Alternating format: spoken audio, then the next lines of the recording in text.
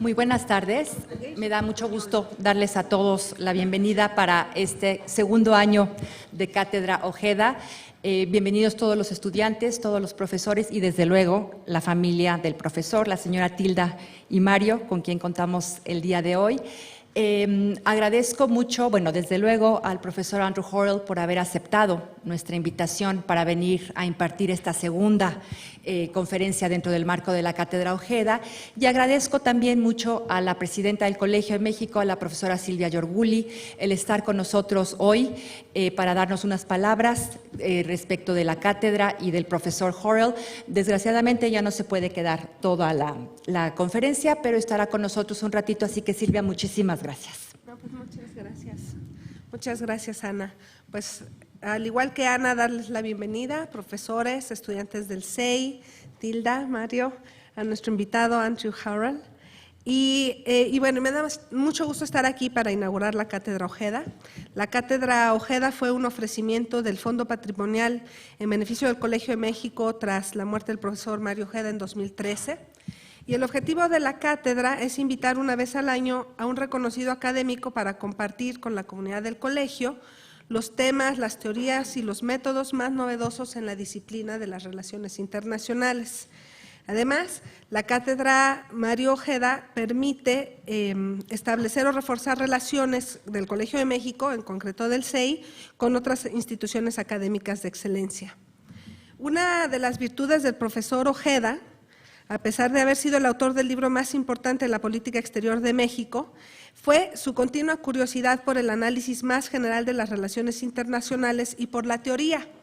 De hecho, en el libro Alcances y Límites de la Política Exterior de México, que yo debo decir que leí cuando era estudiante de la licenciatura, se distingue claramente de otras obras sobre el tema y desde luego de la historia diplomática por su estructura analítica y su visión teórica.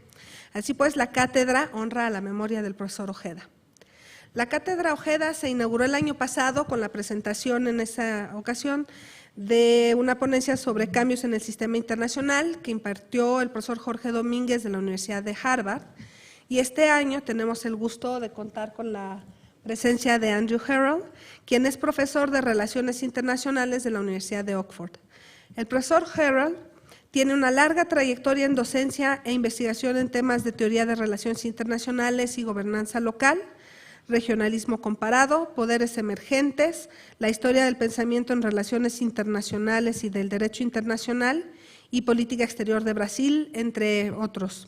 Su libro On Global Order, Power, Value and the Constitution of International Society ganó el premio de la International Studies Association en 2009. El profesor Horrell ha colaborado con anterioridad con el Colegio de México y ha participado en varios eventos organizados por el Centro de Estudios Internacionales.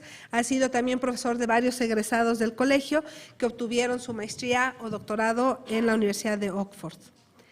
El profesor Horrell aceptó esta invitación para compartir con nosotros sus reflexiones sobre la teoría de las relaciones internacionales en el mundo de hoy. Y con la apertura que lo caracteriza y su interés en lo que es realmente relaciones internacionales, subrayando la palabra internacional, el profesor Horrell discutirá el estudio global de las relaciones internacionales en oposición a solamente una o pocas perspectivas teóricas. Desde el Colegio de México agradecemos profundamente al profesor Horrell que esté con nosotros el día de hoy. Pensamos que no puede haber mejor manera de recordar al profesor Ojeda que con la exposición de un académico de la talla de Andrew Horrell. Y bueno, agradecemos también al Fondo Patrimonial por hacer posible esta sesión. Y pues muchas gracias. No, gracias a ti, Silvia.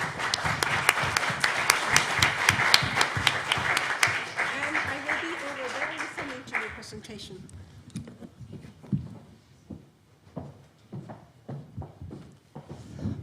Muchas gracias. Entonces, sin más, paso la palabra al profesor Andrew Horrell.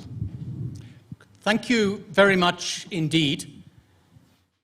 Many, many thanks for those very kind words of introduction. Thank you very much indeed for all those who have been involved in inviting me here. It's a tremendous pleasure to be back at El Colegio, to be actually back in this particular room, amongst colleagues, amongst friends. It's a particular honor to have been invited to give this lecture in honor of Professor Mario Ojeda. And I hope that in the course of this lecture and this discussion, we can continue a conversation that goes back in time, that carries on into the future, about how we can study international relations in a way that both reflects national traditions, national ways of thinking about international relations, but also comes to terms with the increasingly global character of the world in which we live. That's the theme that I want to try to develop in the course of this lecture. And let me begin with a quotation from Professor Ojeda in Foro Internacional in 1964. The analyst of international relations, sorry, I translated it, I should read it in Spanish. The analyst of international relations faces a very clear dilemma. On the one hand, he or she is aware of the necessity of developing a body of theoretical postulates with universal validity in respect of time and space. But on the other, he or she confronts the danger of falling into an excessive generalization about phenomena that come from a particular historical period, or into the danger of legitimizing one's own cultural and ideological values. That dilemma between the search for universal theoretical ideas about international relations, on the one hand, and the extent to which our ideas about international relations come from particular historical places, particular places in space and in time, very much sets the scene for the dilemmas and discussion that I think we all confront when we think about international relations today. Behind that quotation lies a great tradition of discussion in Western social science. One can pick up a conversation between two of the most famous German philosophers, which captures it very well. On the one hand, this is the search for theoretical postulates. We all have the image of Immanuel Kant taking his daily walk round the streets of Königsberg, believing passionately that through the exercise of abstract reason, de la razón, de la abstracción, y que podemos encontrar a través de todo esto in society and what explains morality and ethical behavior. The goal of human knowledge is to get distance from particular places in space and in time. This is the great Kantian dream. Este es el sueño kantiano. En el artículo que es la ilustración, atrévanse a soñar y buscarlo de esta forma. Una vez las personas que se distanciaron de él, su esposa, por ejemplo, se fue al río en Burma y tuvo una idea totalmente opuesta de lo que era la sabiduría humana. No pensaba en términos universales. Todo el conocimiento es histórico. Y para entender qué conforma a la sociedad humana en diferentes partes del mundo, tenemos que entender qué es lo que hace estas sociedades distintas, qué es lo que las diferencia. Tenemos que ver su historia, su lenguaje, su cultura. Tenemos que aprender a entender el mundo e interpretarlo a través de sus ojos, como Helda hubiera dicho.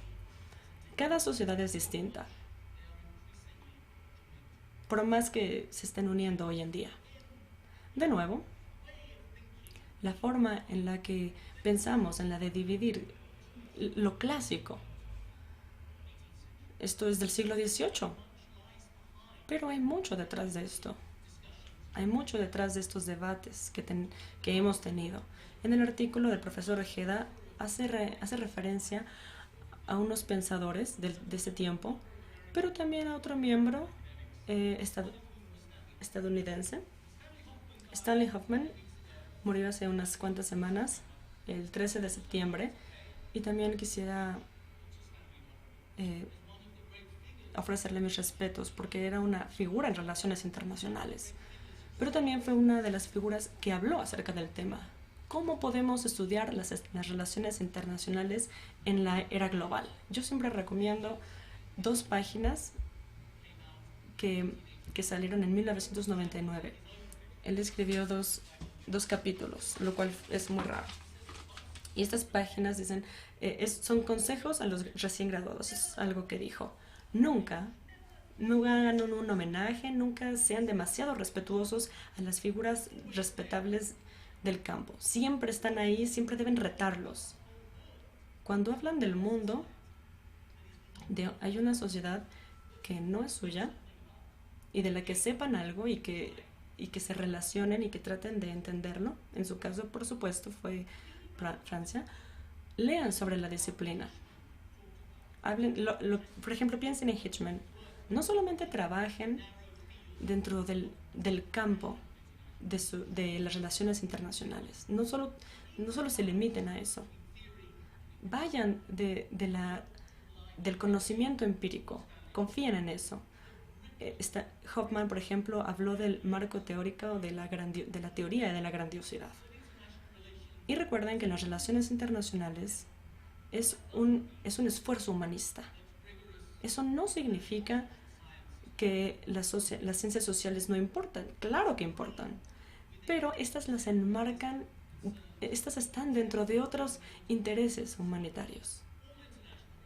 Todo dentro de las relaciones internacionales, el enfoque que tienen es tratar de responder qué deberíamos ser. Siempre se preocupa por contestar cuál es la relación entre el contexto de la acción y el propósito humano. Así que creo que Stanley Hopkins estaba pensando en este tema.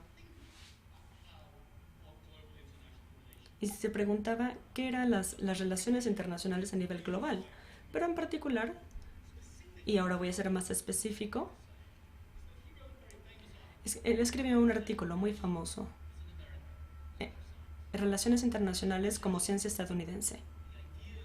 La idea de que los estudios modernos de este tema era en el periodo de la posguerra y mucho más para la gente de ahora, es un sujeto que está dominado en gran medida por Estados Unidos y por la forma en la que ellos estudian este tema. Por supuesto, este artículo, como muchos otros artículos, es una provocación. De muchas formas, uno podría decir que incluso define el periodo, el periodo de los 40. No era las ciencias sociales. Era la entrada de las relaciones internacionales en Estados Unidos. De hecho, vino del centro de Europa, vino de Alemania, vino de las grandes figuras que dejaron Europa casi del periodo de entreguerras. Y de nuevo, él discutía que las relaciones internacionales creció por la respuesta de Estados Unidos. Estados Unidos necesitaba entender el mundo para manejarlo, necesitaba una disciplina como las relaciones internacionales para ayudarlo en ese objetivo. Eso es cierto. Pero también es cierto, y de parte de todos, también es cierto que esos internacionales de Europa ayudaron. Ellos nacieron de las fallas de Occidente. Uno se le olvida, porque ahora estamos tan acostumbrados a pensar en el mundo desde la perspectiva de Estados Unidos, desde la guerra, desde la posguerra, la idea de la Guerra Fría y todo ese tipo de cosas, lo tenemos en la cabeza, así que se nos olvida que las relaciones internacionales creció no por la respuesta del éxito del oeste, sino por su fracaso, por las catástrofes y por todas las luchas de ese siglo, del siglo XX. Pero el argumento de Husman es y era que las relaciones internacionales nacieron como una ciencia social. Y muchas personas han discutido y han desarrollado un punto, que si pensemos en el desarrollo de las teorías, de las ideas, de los argumentos en las relaciones internacionales, casi todas han salido de Estados Unidos. quién qué cuenta, que no importa, que libros. De nuevo, casi todo es muy estadounidense. Y eso no significa, claro, que la calidad del trabajo no sea buena.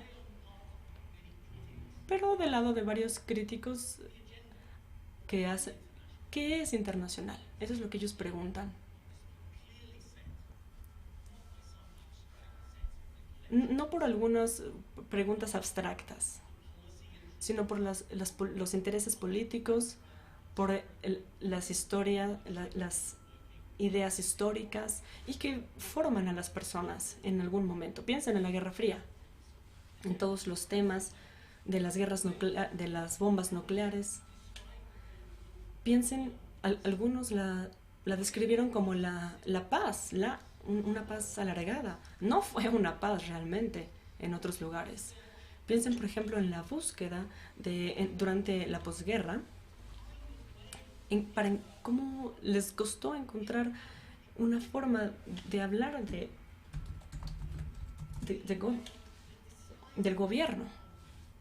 Pero esto esconde algunas otras preguntas. Pero la pregunta principal es: sacamos las relaciones internacionales de Estados Unidos, ¿es esto adecuado? ¿Esta perspectiva es adecuada en el mundo actual? La respuesta a esto depende. Es que mi siguiente discusión es ¿a qué nos referimos con global? Uno podría decir que la Guerra Fría fue global. Así que, ¿cuál es la diferencia?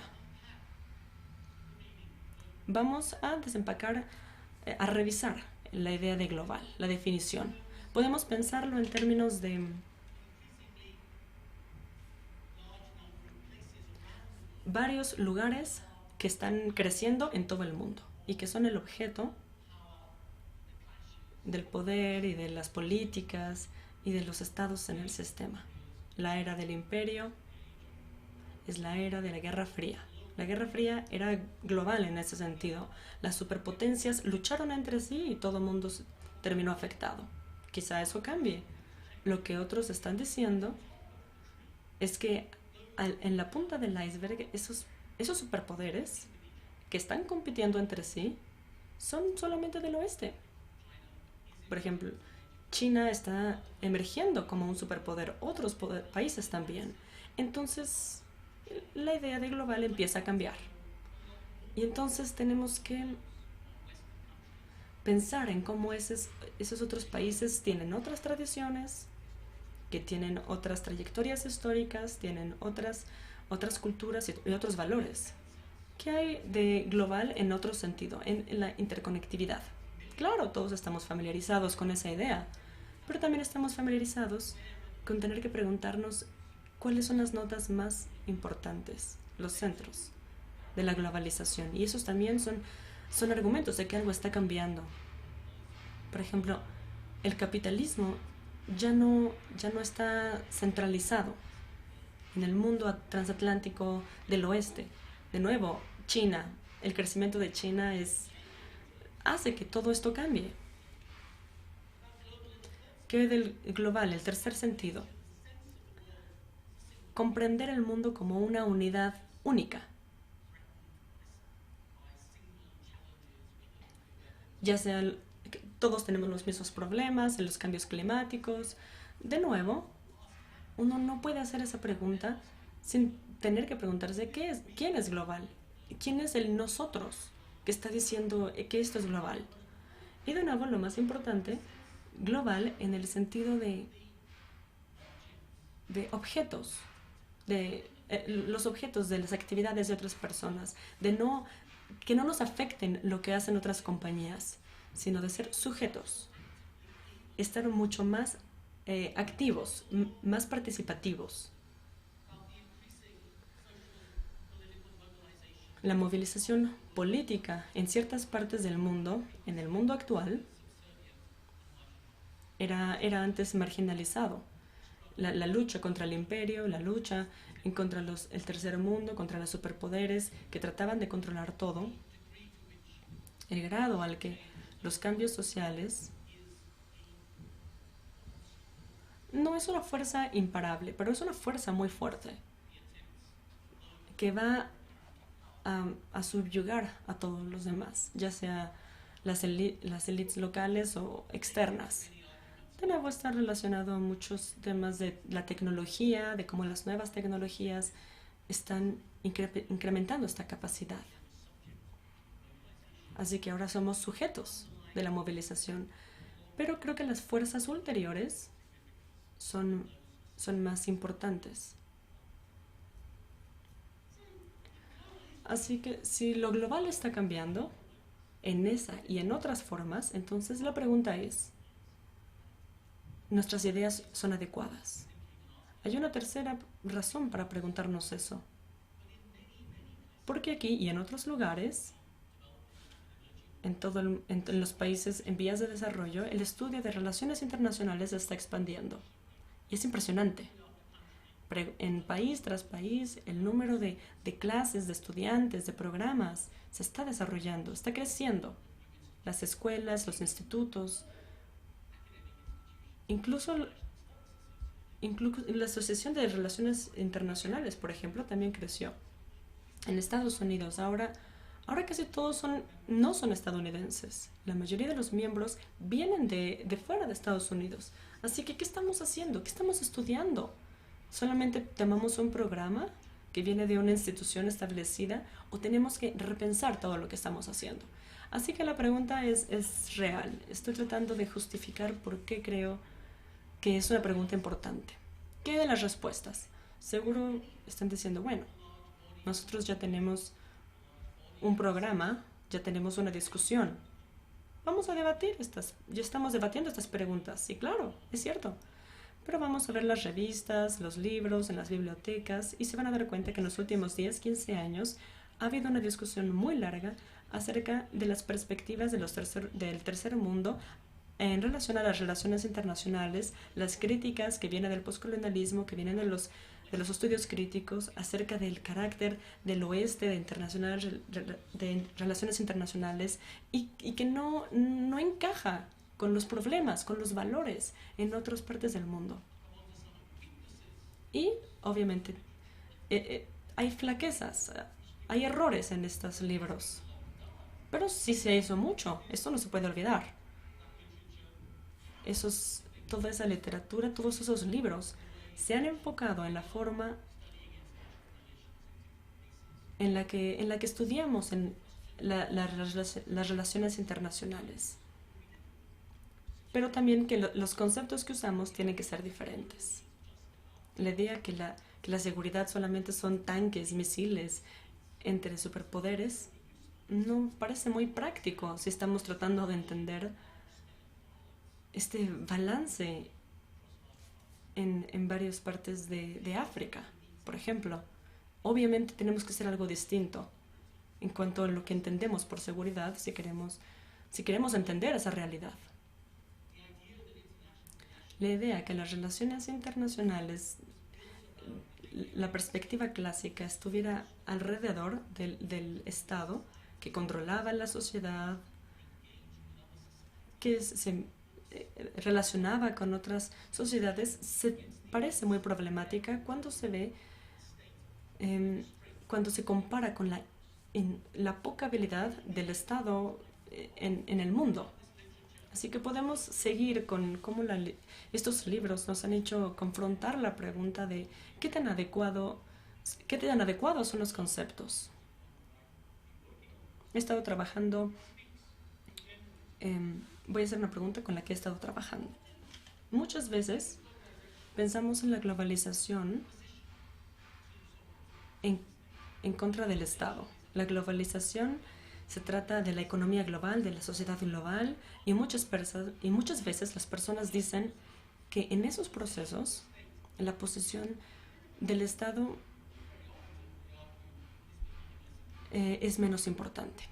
La presencia del Estado es menos importante. Uno de los problemas con eso es que desdeña que el Estado globalizado fue uno de los procesos fundamentales en la historia moderna. Desde la primera vez en la historia, vivimos en un mundo en donde hubo un orden político global, de estados y de institutos, de normas, de ideas, de prácticas, alrededor de esto.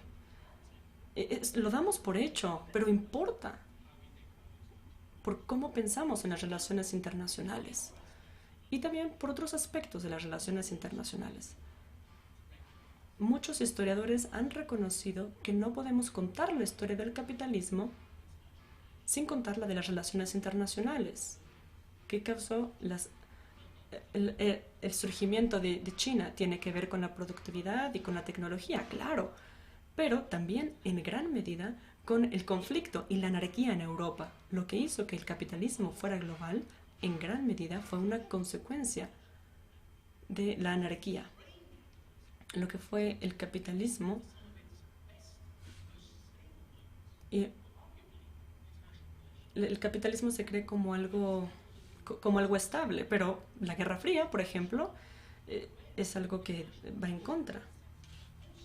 Las relaciones internacionales lo vieron de otra forma. Incluso si no nos interesa si nos interesa otros aspectos de la globalización, la sociedad global es importante. Este tema es importante. Pero ¿cómo llegamos ahí? ¿Cómo sucedió? Bueno, tenemos una historia ya hecha, que viene de muchas formas. A veces es explícita, muchas veces es implícita, en la forma en la que la gente piensa. La sociedad europea se expandió. Esta comunidad se extendió. Y por el colonialismo, el imperialismo se volvió global. Y luego la lucha en contra del imperio, las relaciones internacionales se establecieron en todo el mundo. Fue una historia del origen y de la expansión de las relaciones internacionales en otro mundo. Esa forma de pensar, bueno, eso solo es historia, ¿por qué me importa la historia? Pueden pensar eso. Pero piensen en la cantidad de cursos, de maestros, de investigación en el periodo postcolonial. Y tomen esa idea de difusión de los valores del oeste, de un lugar a otro, la forma de pensar de ellos. Y si lo pensamos de una forma crítica, puede ser muy engañoso esta forma de pensar en muchos aspectos, porque nos da una idea errónea de lo global, porque desdeña, porque esconde la agencia de las personas que están fuera del oeste, del centro del oeste, que también tuvieron que ver con ese proceso. El poder del oeste se enfrenta a sí mismo de otras formas. Por ejemplo, China se enfrenta a Japón de formas distintas. En muchos otros lugares es una historia que simplemente está mal. Uno de los éxitos de análisis fue el estudio de la ley en Latinoamérica. Latinoamérica estaba estudiando algo engañoso, algo que venía de Europa. Y tenía una idea de cómo debía ser. Y algunas de las publicaciones fueron los primeros tratados de lo que debía ser la ley internacional. Debió ser un debate. Ya se ha hecho muchos trabajos, algunos lo llamaron la fuente de las normas globales, pero solamente venían de un lugar. De nuevo, el papel de Latinoamérica en los 40.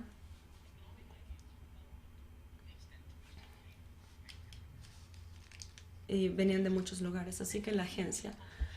Después, la Constitución. No entendemos un lugar. Entendemos un lugar, pero tenemos que entender la interacción, y creo que esta es la parte fundamental.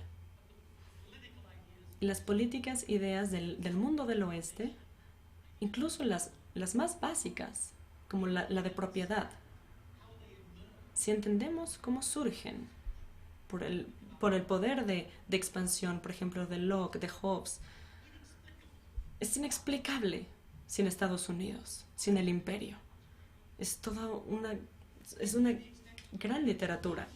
Y claro, las instituciones de la ley internacional están relacionados con los patrones patrones en los que la gente no son iguales. Esa forma unidireccional de pensar sobre la expansión de la sociedad internacional puede ser explícita o implícita. Todo más o menos termina en el mundo de estados. Sería problemático, pero sabemos a dónde vamos a ir al final. Y lo que sucedió es que muchas ideas alternas las hicieron de lado. Así que había muchos libros, muchos trabajos en la primera parte del siglo XX y que no llegó a ningún lado, entonces las olvidamos. En el mundo islámico se están discutiendo en el siglo XX, se discutían algunas cosas que ahora ya es historia. Pero esas ideas, la idea que el mundo solamente iba a un lugar y que iba a haber un orden global, obviamente parece insuficiente. Y ahora podemos entender esa insuficiencia, por lo menos en parte.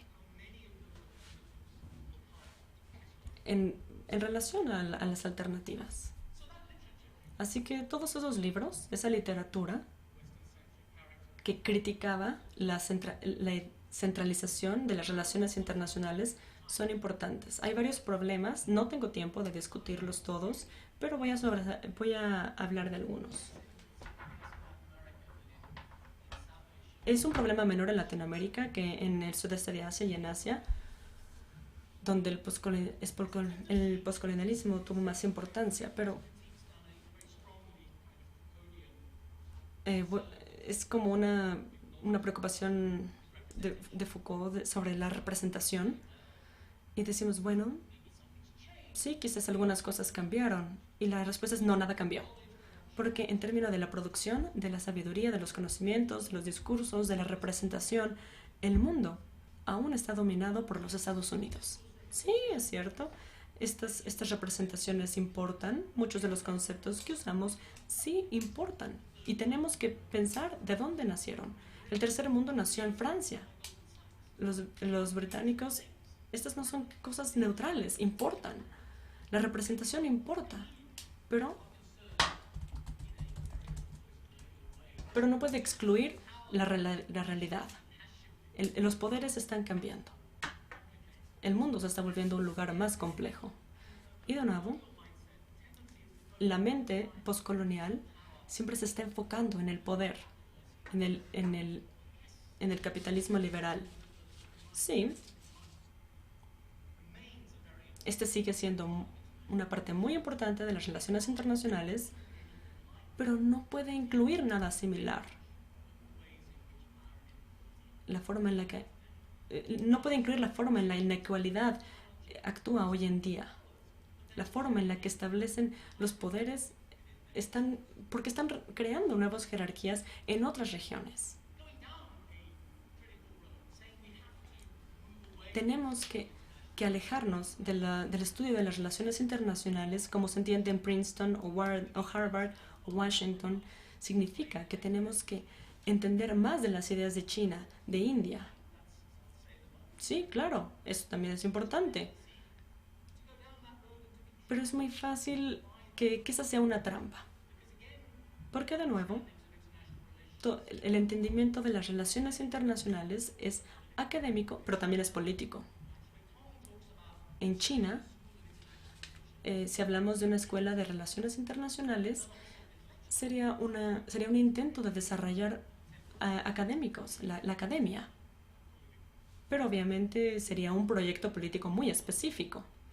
Y luego también está el problema de la literatura crítica, desde la perspectiva del tercer mundo.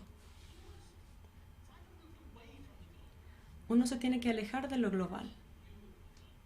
Es una visión,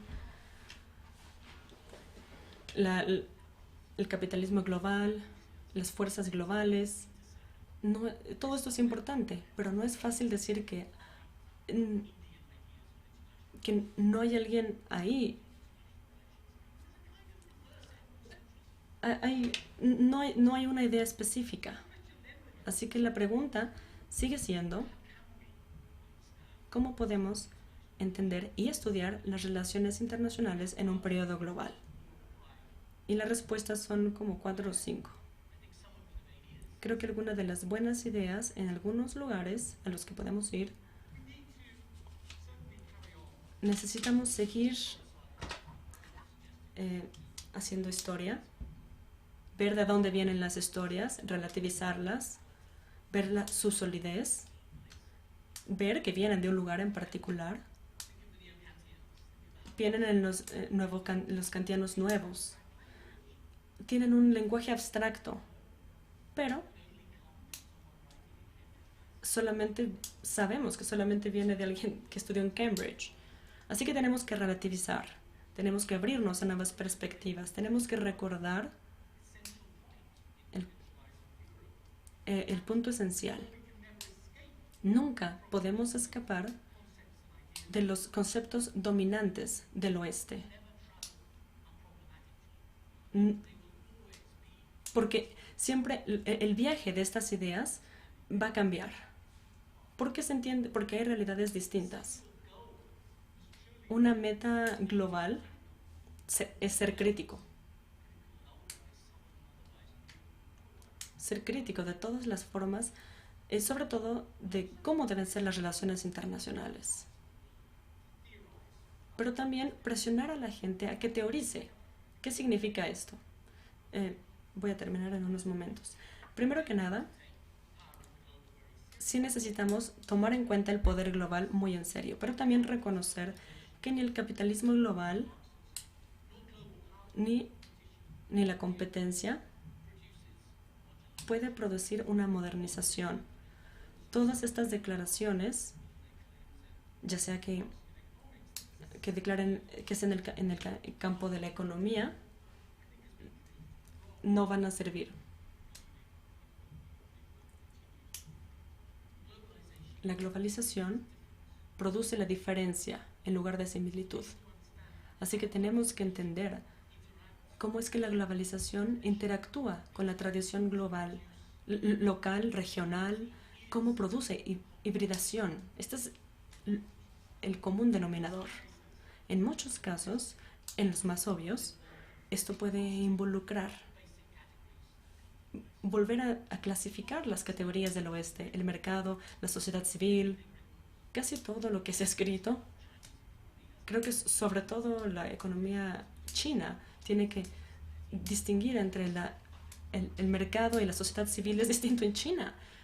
El capitalismo no es igual en China que en el transatlántico o en Estados Unidos. Tenemos que pensar en las transformaciones estructurales que están tomando lugar en la modernidad.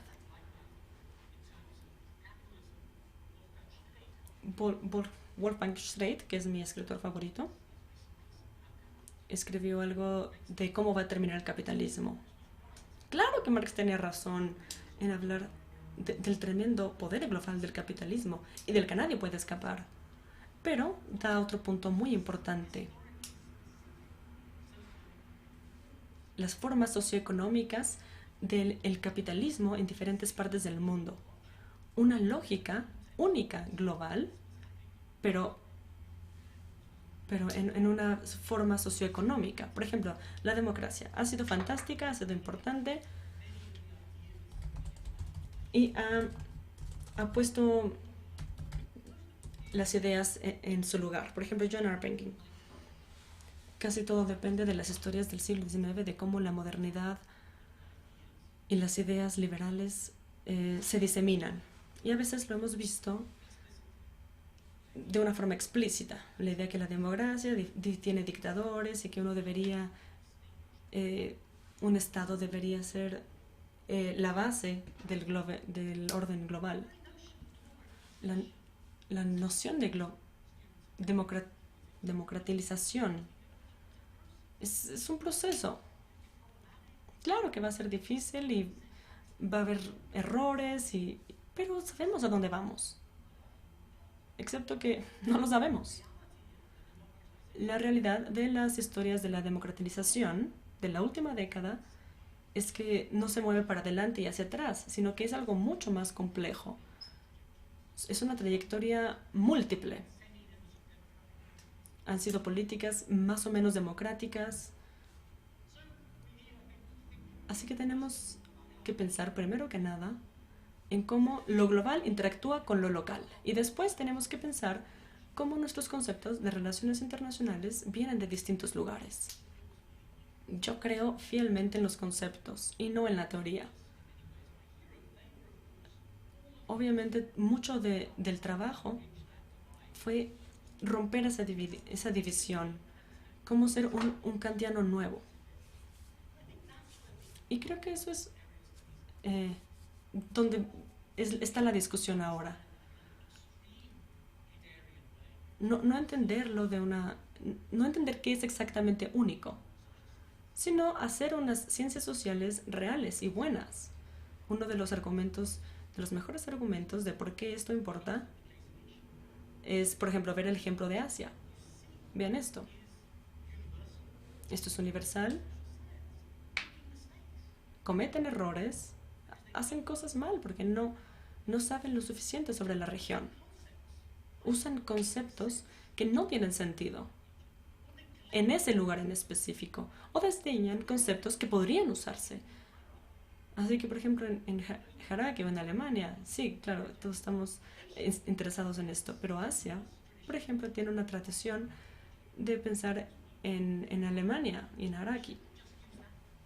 Pero no deberíamos usar solamente esto para Asia, sino pensar en estos países en general. Deberíamos sacarlo de la región y aplicarlo y pensarlo y pensar en qué significa globalmente. Sí, es algo importante en Asia, la diferencia y el simbolismo y cómo funcionan los imperios.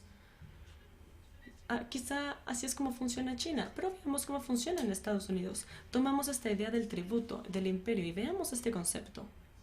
Y veamos cómo funciona para Estados Unidos.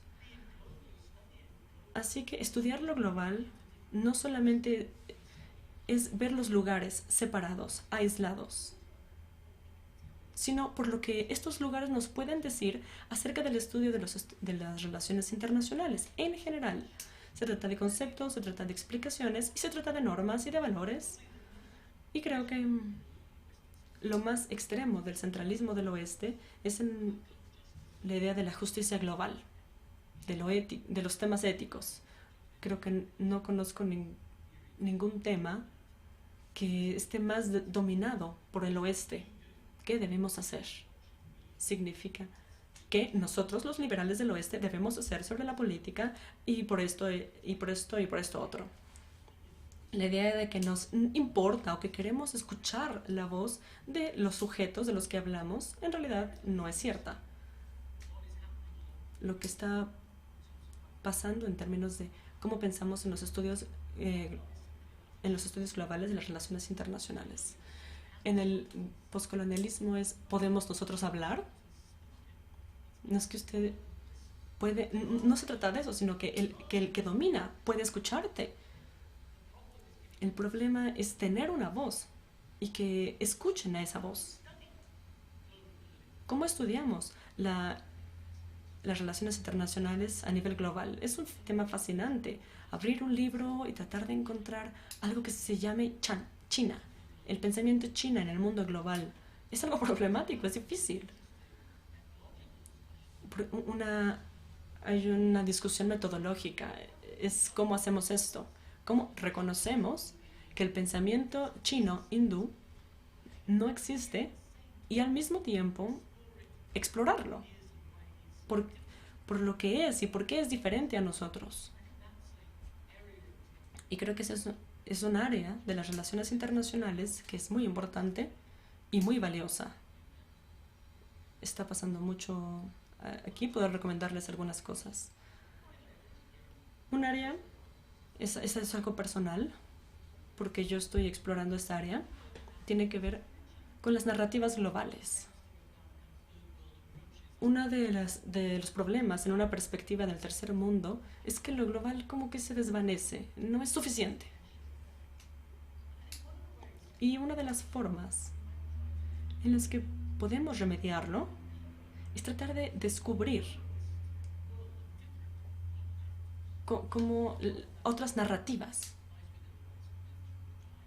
Yo mencioné a John Aikenbury, pero podemos encontrar otros ejemplos. Las ideas de las relaciones internacionales contemporáneas, cómo estas ideas han influido a Europa en el siglo XIX, ideas sobre el capitalismo, de la economía global, sobre las políticas, sobre el poder, sobre las grandes civilizaciones. Simplemente lean a Henry Kissinger. Pudieron haberlo escrito en 1830 o 1840. Pero esta noción de que solamente ciertas partes del mundo tienen un poder, un valor social o pueden ser llamadas civilización, el SUV no importa. El SUV no tiene un lugar en la historia. La historia empieza en París y va a Moscú, y es este tipo de lenguaje. Eso lo pude haber escrito en 1800, pero esto es relevante en la actualidad. Y entender cómo crean esta narrativa y cómo la reciben y cómo la critican en otros lugares. Esto es esencial. En una de las juntas a las que fui sobre el orden global y demás, una de las fuentes de incredulidad, de la falta de entendimiento, no se trata del cambio global, sino de estas historias. Obviamente del lado liberal es algo que casi nadie cree. La idea, y voy a citar, las formaciones liberales tienen que incluir cómo los órdenes globales pueden ser descritos como liberales, pero también como prácticas simultáneas de ese orden liberal. Y permanecer afuera.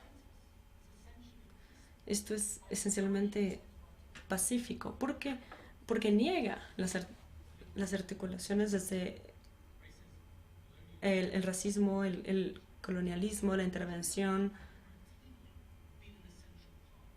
Esto ha sido una parte del orden liberal. Así que escuchar otras narrativas fuera del oeste, dentro del oeste, pero también tener varias narrativas. Creo que eso es esencial. Claro, queremos construir modelos, queremos teorizar sobre lo que son las instituciones y los gobiernos, pero también queremos contar historias sobre otras personas, sobre otras narrativas. Se trata de las narrativas de otras personas que también estudian relaciones internacionales. Gracias.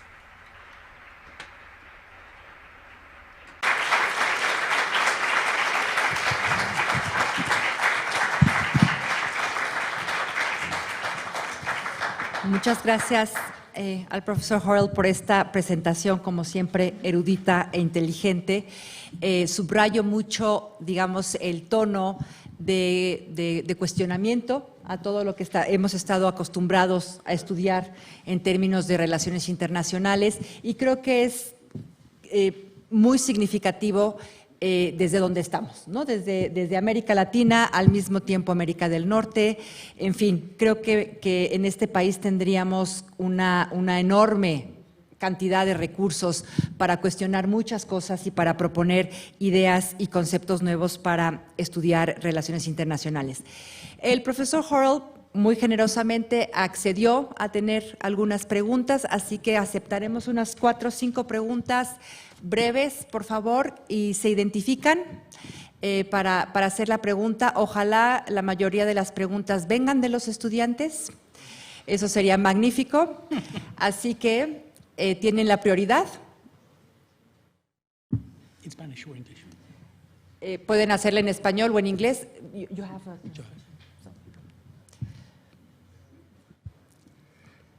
¿No? Entonces, empezamos con los profesores y después pasamos a los estudiantes. Reinaldo, espérame un segundito que te pasen el micrófono.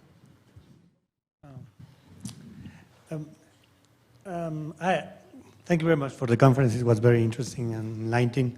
But I have I have my doubts about the argument of having a global narrative from the periphery. Because those narratives tend to be narratives of resistance more than narratives of construction. So my question would be, given the size of the departments of political science and international relations,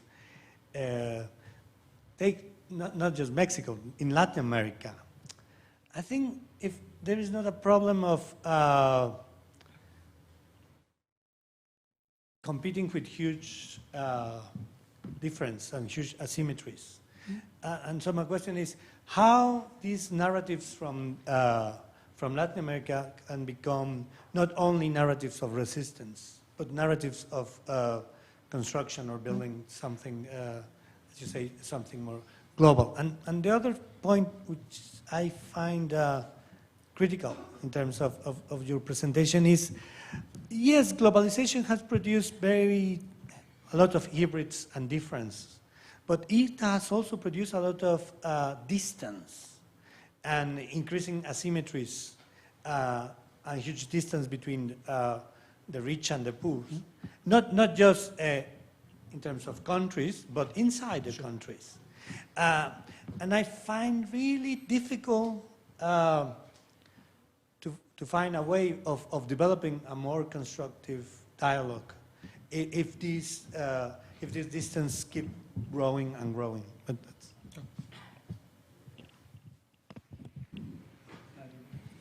Would you like to answer Yeah, I can. now, or I can do that. I mean, there are two. Oh, there's a question there. Oh, okay. Let's have that.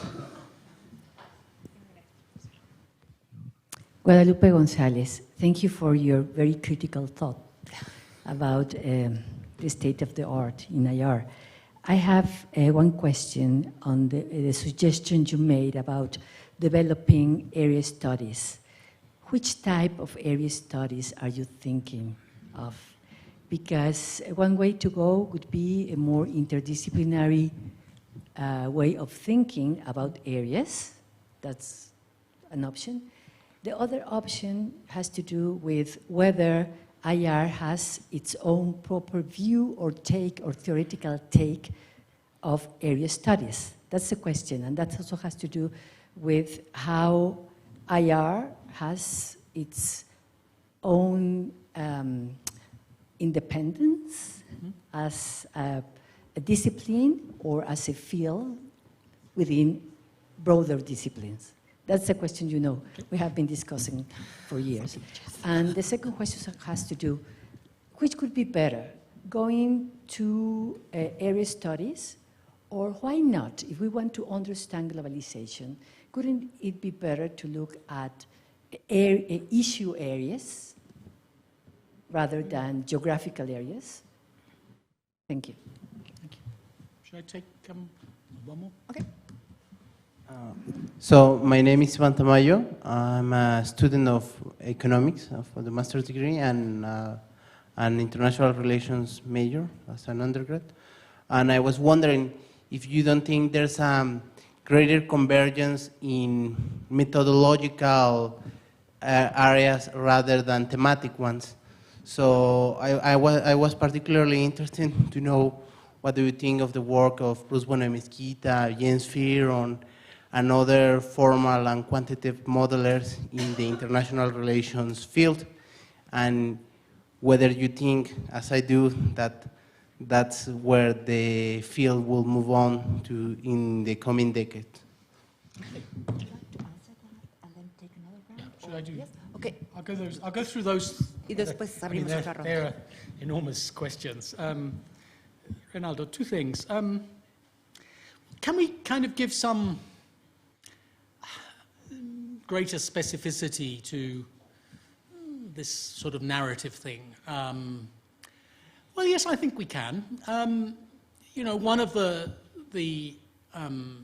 great theoretical openings in international relations, in political science, has obviously been to go down a kind of constructivist route to talk about identity, with obviously important exceptions.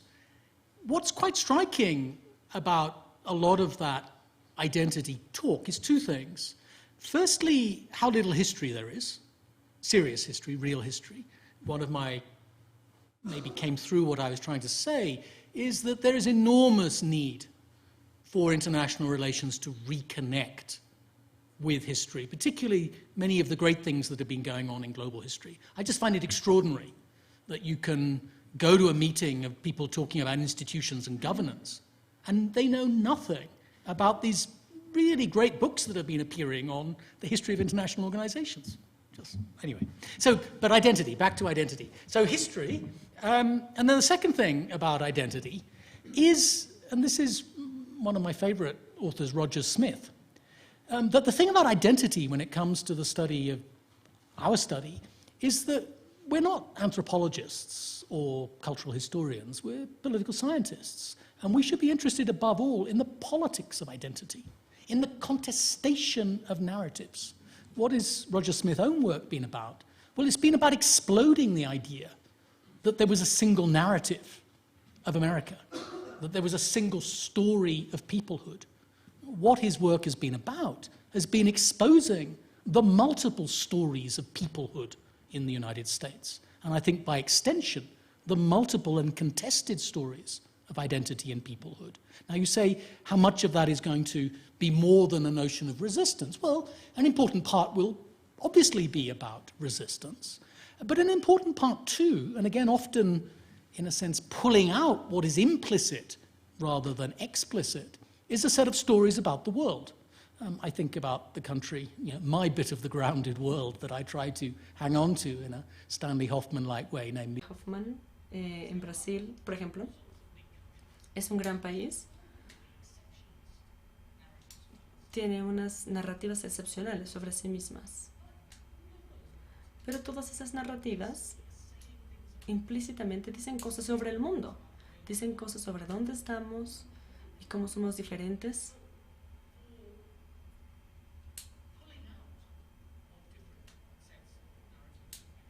Creo que eso saca diferentes narrativas.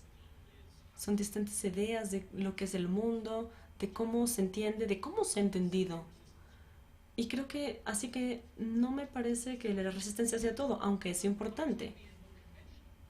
Va de una forma más convencional. Entonces, si hablamos, por ejemplo, de orden global, una de las cosas que yo diría es: el mundo no va por un camino muy lindo. Y claro, algo que va a pasar es que muchas van a decir, les dijimos, así son las cosas. Claro, por supuesto que ellos pueden decirlo, pero no tienen las herramientas intelectuales para decirnos por qué no es como debería ser. Hay muchas cosas que entender, las identidades de los poderes y demás. Pero de nuevo, las relaciones entre las relaciones internacionales y la política internacional me parece algo muy importante de este estudio. No es los ricos y los pobres, sino lo que está pasando en la distribución de la riqueza, los 300...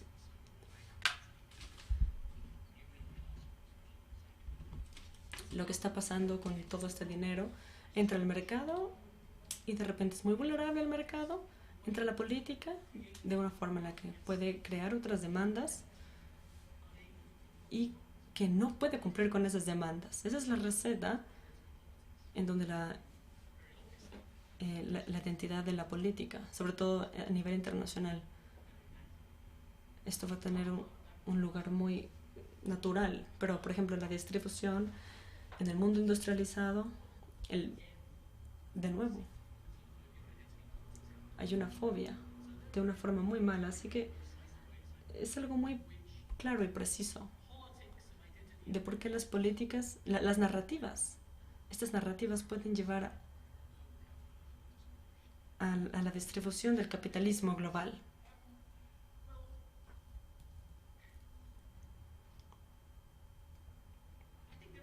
Creo que esto es un poco general, pero hay cosas muy específicas. Las sociedades internacionales la ley internacional, la diplomacia, la guerra, ese tipo de temas sí se ha expandido. Se han expandido y se han convertido en parte del mundo. Pero las formas específicas que tomó, aunque tenían una afinidad porque se parecían, también eran diferentes. Así que, por ejemplo, en Estados Unidos, aunque parece muy del oeste, es muy tradicional. Sí, Latinoamérica es otra cosa. La diplomacia, piensa en todo esto. Y sin embargo, si lo piensas, si lo ves más de cerca, es una forma fallida del original. Y tiene muchos silencios y medias verdades. Así que no puedes levantar un libro sobre relaciones internacionales de Latinoamérica sin hablar de la ley internacional. Y luego dices, bueno, ¿de dónde está esta ley? ¿Quiénes son los abogados? Y descubres que la ley internacional es muy marginal. Por ejemplo, piensa en Brasil. No hay abogados internacionales. No solo en el gobierno, sino en el sistema legal. Ve en las escuelas de derecho. Es interesante cómo estas ideas pasan en diferentes... En estos lugares. Ve los programas de estudios. Los brasileños tienen una perspectiva muy tradicional a su ley. Están desconectados de la sociedad internacional. Así que hay formas muy específicas de cómo los órdenes regionales pueden ser similares o distintos. Pero creo que hay estudios interdisciplinarios que hablan de distintos aspectos de una región y que todo esto importa porque nos va a llevar a estudios más profundos y a desarrollar simplemente un conocimiento empírico que necesitamos para poder teorizar más generalmente. Por ejemplo, estamos trabajando con una hipótesis. Lo necesitamos y a nivel institucional es importante preservar algunas áreas de estudio simplemente para proteger ciertas prácticas, para poder sumergirnos, para entender cómo funcionan otras partes del mundo. Pero por otro lado, no podemos dejarlo ahí. Tenemos que hacer que constantemente que otras personas hagan dos cosas muy importantes: comparar y conectarse. Comparar con otras partes del mundo, eso es lo estándar. ¿Por qué este mundo es distinto de este otro? Y lo que es algo nuevo, estamos haciendo la pregunta: ¿quién está comparando qué con qué y por qué? Porque vamos a comparar la democracia con Estados Unidos, vamos a comparar la corrupción con lo que sea. Y estamos pensando pero pensando en un mundo global hay que empezar de otro lado, hay que comparar otras cosas. La conexión. Les sigo preguntando a los metodologistas, díganme, ¿cómo lidiamos con las relaciones entre comparación y relaciones? Volvamos al siglo XIX. Todos sabemos sobre Mill y el método de Mill de diferencia. Y el antagonista fue Francis Kelter.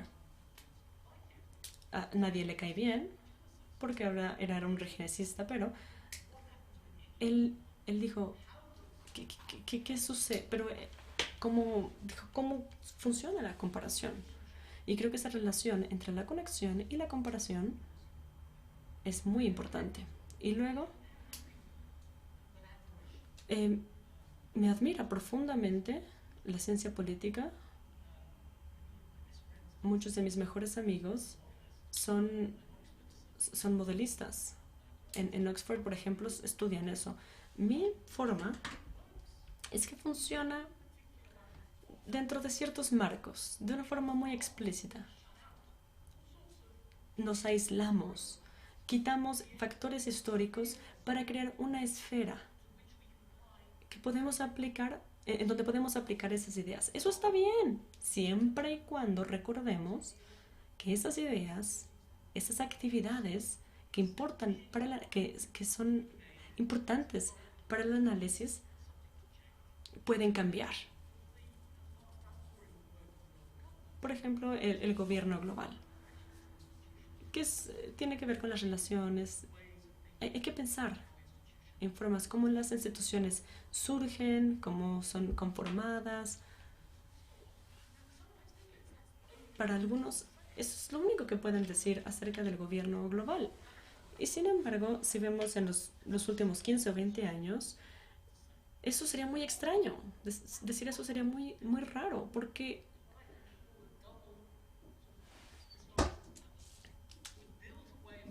estaban pensando en la acción humana en términos en interacciones económicas y estratégicas, pero ignoraron por completo estos problemas globales y los valores, lo que fue parte del proceso histórico. Se desarrolló en un momento y luego en otro cambió. Al principio de la crisis, ellos empezaron a repensar cómo podrían reintroducir la noción del capitalismo como una forma histórica. Pero de nuevo, simplemente volverse solamente en teorías metodológicas. Pregunta atrás y luego Hamid. ¿Ya se fue la persona que quería preguntar? Entonces Hamid. Perdón, ok. Matías y luego Hamid. Good afternoon. Thank you very much. My name is Matias Gomez from the SEI. And I was wondering if you would say that this diversification of studies in international relations, this loss of dominance in the American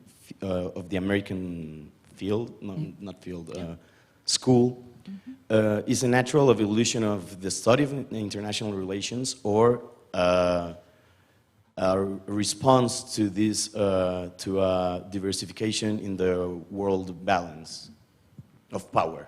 Yep. Hamid. Well, good morning. I'm Hamid Aboud. Well, actually, good afternoon. I'm Hamid Aboud. On behalf of all the students, I would like to welcome you.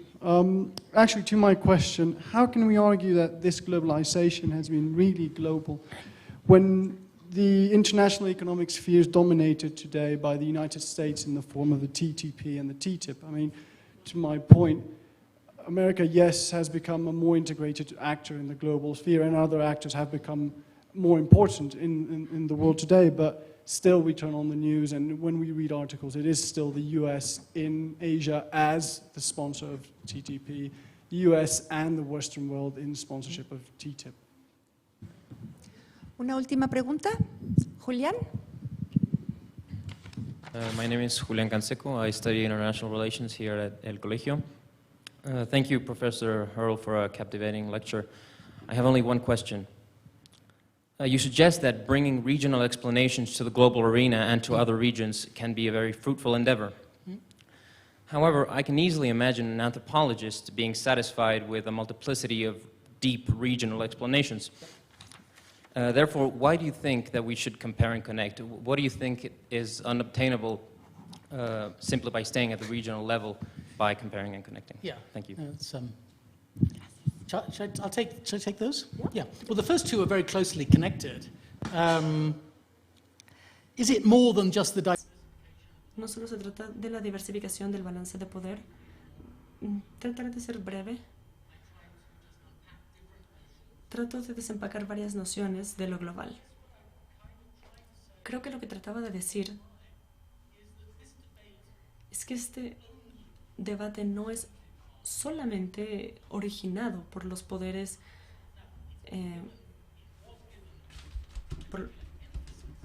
pero el énfasis, claro que está ahí. Las relaciones internacionales en muchos países se está expandiendo, y esta expansión dice qué es las relaciones internacionales, qué estamos estudiando. El ejemplo de China es el más fuerte, no solo en la academia, sino también en el gobierno. ¿Debería haber una escuela china de relaciones internacionales? Es una idea poderosa. Así que sí, hay que diversificar el poder, de una forma tradicional es una parte de lo que está sucediendo, la diversificación tradicional, pero no creo que sea lo único que suceda. No entendemos el balance del poder global simplemente diciendo quién está arriba y quién está abajo. Creo que el poder uno a uno, el problema con el realismo es simplemente vamos a sumar todo y ver a dónde llega el poder y a ver quién está arriba y quién está abajo. Pero eso es engañoso. Nos da una idea engañosa de lo que es el poder y cómo ejercerlo. Y ahora la segunda pregunta. Nadie negaría el poder de Estados Unidos. Hay una pregunta muy real en estos tiempos, es, veremos un cambio de lo que pasó antes. En los 70, por ejemplo, hubo muchas discusiones sobre lo global. Fue cuando nació, de alguna forma, sobre el tercer mundo, sobre cómo cambiaba el mundo, cómo no podía ser dirigido desde arriba. Y lo que sucedió es que la recesión de Estados Unidos, de Alemania, y fue exitoso de algunas formas. El resurgimiento de estos países. A mí me parece increíble, casi imposible de creer, que una reaserción de poder similar pueda tener lugar en la actualidad, por las fuerzas que mencioné antes. Que haya un poder tan poderoso y que puedan ejercer ese poder en un contexto mucho más grande en la movilización política, por ejemplo, es una característica muy básica. Puedes matar a muchas personas de mucha forma muy, muy interesante. Una de ellas te va a dar preferencia. Los casos que tú mencionaste ayer son importantes. De TPP. Estás pensando de cómo piensas en el mundo, en el orden global. Y claro, de la geopolítica. Pero es la geopolítica en un mundo, ni siquiera en Estados Unidos. Ni siquiera Estados Unidos puede dictar cómo es la geopolítica. Así que no es que yo crea que Estados Unidos va a declinar, va en decline. Pero sí que la complejidad de esto es que el orden normal va a cambiar.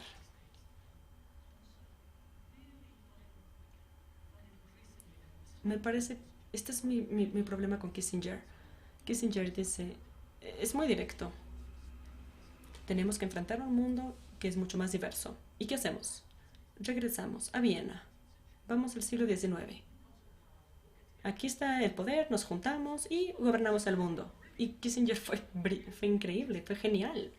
Es un juego de ajedrez prácticamente, pero fue ciego a las fuerzas sociales que están detrás de los cambios del mundo.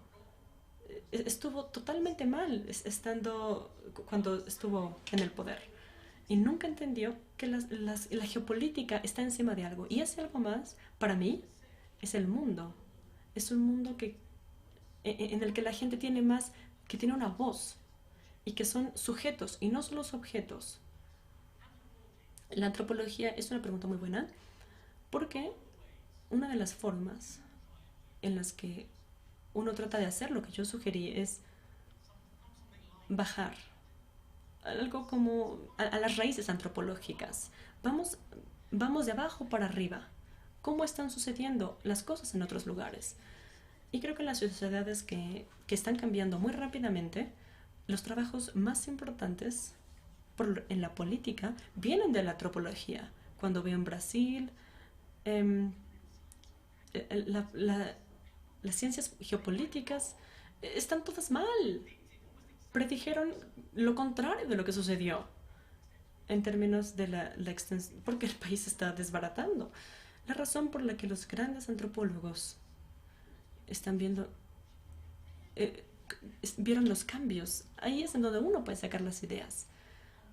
Pero esto es como el resurgimiento de las relaciones internacionales a nivel global y de los antropólogos. Pero, ¿cómo pasas de lo fragmentado, de las prácticas locales a algo más grande. Pero voy a terminar con esto. Esta es una persona muy convencional. Él escribió en un libro, en Global Changes y Theoretical Challenges, él escribió que hay que hacer 3 cosas. Paso número 1. Operacional. Un tema que esté pasando en el mundo. Puede ser en el mercado, puede ser en nuevos arreglos institucionales, en un lugar. El segundo paso es estudiar el proceso de estructuración política global. Es decir, especificar y examinar los efectos institucionales en relación a la política, a las relaciones internacionales. El tercer paso, que es el más importante, y esto es lo más divertido, es ver de qué forma esa particularidad local puede relacionarse de una forma global.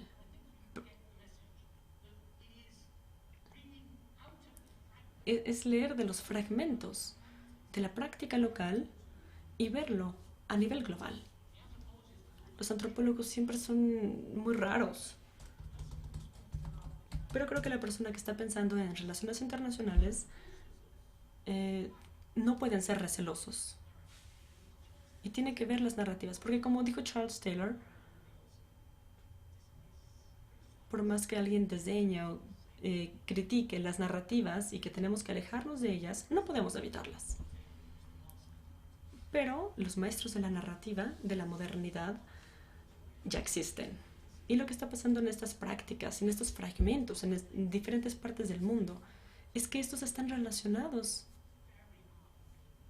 con fuerzas muy poderosas. Y es justo esta relación, es esta relación lo que tenemos que estudiar en relaciones internacionales. Andrew, for this very rich presentation.